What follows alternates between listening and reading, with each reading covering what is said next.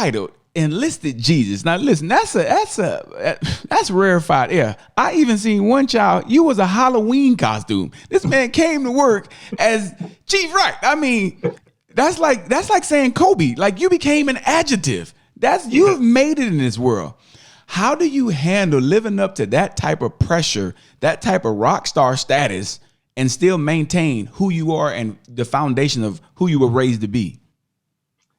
Yeah, man, because, I've always been, some people might disagree, especially if you see me on a basketball court or on a golf course or something competing, man. But I've always been pretty humble, and I've always been intentional about staying humble, right?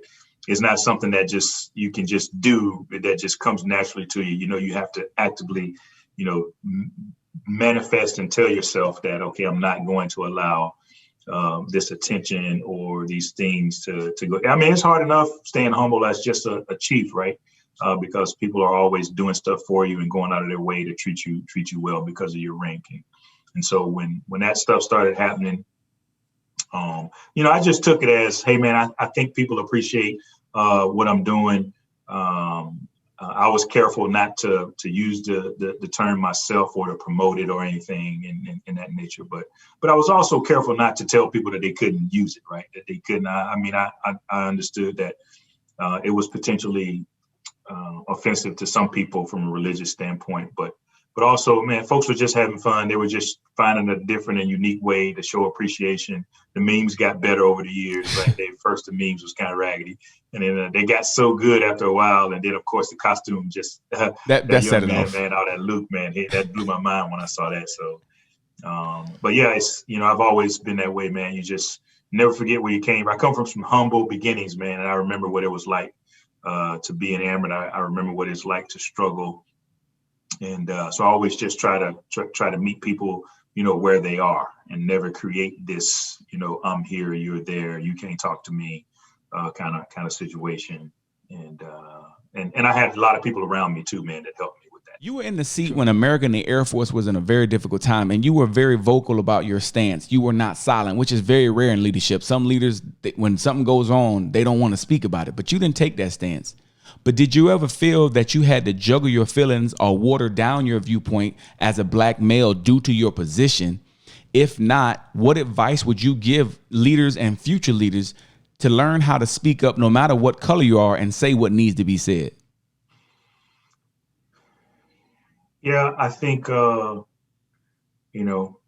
America has always been in a difficult time, right? The George Floyd incident, along with all of the other incidents, have just, kind of maybe exacerbated, that the challenges of being a black person in this country, and the even more difficult challenge of being a black person in the United States military.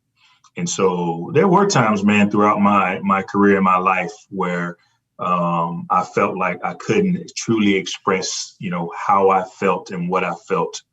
Because truth be told, this gentleman over my shoulder here, Muhammad Ali, Malcolm X, those are the people that I grew up admiring and still admire. And of course, they ain't hold nothing back, right? They ain't pulled no punches.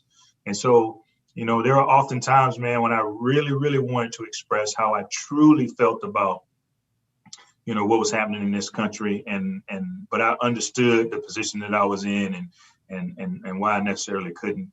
After George Floyd, man, it was just on my mind. It was really on my heart, to be honest, that because what happened is on the side, people started asking me, hey, K-Wright, what you think about this, man? What you think about that? And I'm trying to balance. Okay, we got the Department of Defense and the SecDef saying, don't nobody say nothing, but shit, something need to be said, and people want to know, and this is not the time for me to be a coward. This is not the time for me to tap dance or play politics. I think, people need to hear, how I feel and how I see the situation. And so, man, I wrote that in about 30 minutes. I woke up after a long weekend of just thinking about it. 30 minutes, man, I sat down at my kitchen table, did it up, and I sent it to my team with the express instructions not to change anything You can fix grammar, you can fix spelling, but don't change any of the content. I put every word in there. The amount of times that I put in there, the adjectives that I use, I put it in there for a reason. And then what we got it all together. And we had to go through PA to publish, and they were saying, well, we got this. I said, hey man, this is what I said, and this is, like we releasing. I'm sorry. I'll take the bullet for what it was. I did send it to my boss though, and I told General Goldfein, hey man, I'm about to publish this. I'm not really asking for permission. I just wanted to give you a heads up. And he was like, man, this is powerful. He sent it to like 4 Black retired 4-star generals, and then it released, and of course there was some backlash. There were some people who didn't like it, and there was a lot of positive stuff from it too, though. But how encouraging was it for you to get that type of support from General Goldfein, because I watched the conversation that you had, and one piece that I thought was even powerful for him when he said, listen, most systems are built for me, and when I walk into the room, it's already built. To him to have that type of transparency, and then for you to send him this letter, and most people, and I've seen it in my time, well, when you start talking about these taboo type subjects, they want to, oh no, we're not going to do that. What did it change your viewpoint? Not that you had a bad viewpoint, but how did you feel about him afterwards, seeing the support that he was willing to put behind you? Yeah, well, it just validated what I already knew, man. That's my dog, man. We became so tight, as a leadership team. We really became like brothers, to be honest, man. I just talked to him this morning, and so I suspected that he was going to be supportive. I thought he might have had questions or might have wanted to look at it, but he was totally and completely supportive. And then we rallied and got together and determined that, hey, we probably need to say something. Like, and that initial, before we did the town hall, we did about a 7-minute clip that was released. And, and he didn't know I was going to say this to him, but I said, hey, boss, we're late to the party on this. We should have said something about this, a long time ago. And he acknowledged it.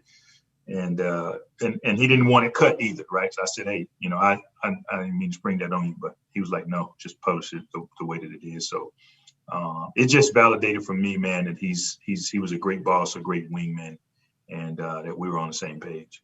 Now, you spent 32 years in the Air Force. You spent about 32 minutes talking about the Air Force. We're done with that. Let's talk to K Wright now. Now that you have retired, you went from being Chief Wright to K Wright officially. After 4 years and 4 years in that seat, 32 years in the military, what is something that we don't know about you? When you live so publicly, I feel like everybody knows everything, but what is something that most people don't know about K Wright? Oh, man. Well, I tried to be K Wright even when I was in, man. Sometimes it worked, sometimes it didn't. But I think most people probably know I'm an avid golfer. Most people probably know, especially if they follow me on Facebook, that I love cigars and good scotch and bourbon. People might not know, unless you were stationed with me in Korea in 07 to 09, that I'm a poet. I used to do open mic poetry with Seth, Scooby, and there was a whole group of us, man. Every Friday night, man, we used to burn it up at the Blue Opera. And we started, it used to be at the Club on Base, and then we moved down to the Blue Opera. So I do love poetry, though. I love writing poetry. Nikki Giovanni is one of my favorite poets. So that's probably something people don't know. And I'm an aspiring electric guitar player, man. I don't even know how to hold a thing, but I got 2 of them, and I need to take some lessons, man, because I just love, I really like blues music and jazz music, and so I'm gonna learn to play the electric guitar. K Wright, you got 2 guitars you can't play. That's rich people problems right there. You talking about? You said, come on now. Now you say you're a poet. I mean, if you listen, this is gonna be seen by a lot of people. Here go your debut. If you got one, it's a good time we can get a K Wright. No, man. You ain't ready yet. Okay. It's actually been a while since I wrote. I was gonna publish a book of poetry. I realized that while I was in, I couldn't, and if I ever publish it, you'll see why.